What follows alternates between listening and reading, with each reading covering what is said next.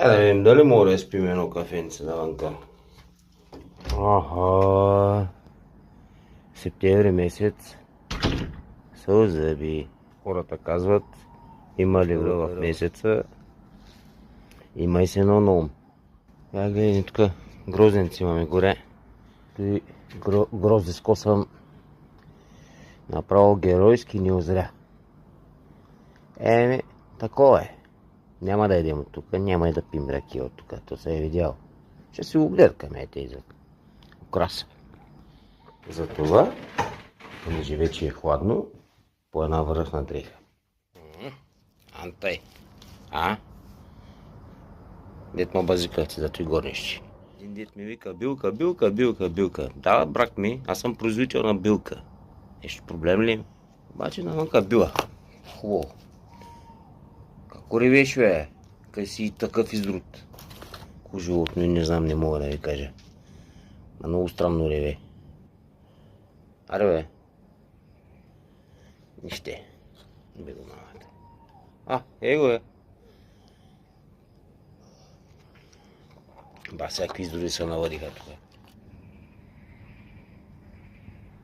Нище. Защо като почна да записвам, ти мъкваш?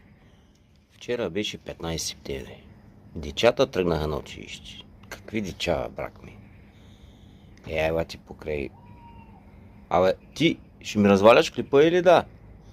Ева ти покрай ПБГ езикова гимназия. Да ви ти за кой иди реч? Той ако са деца, аз не знам какво са. Право, майко, брат. Те не са тръгнали на училище, те все едно са тръгнали на дискотека. Аз не знам, чудя съм се винаги как може да има такива родители да пускат децата си по този начин.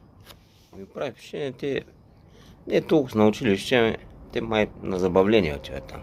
Не отиват на училище. Не.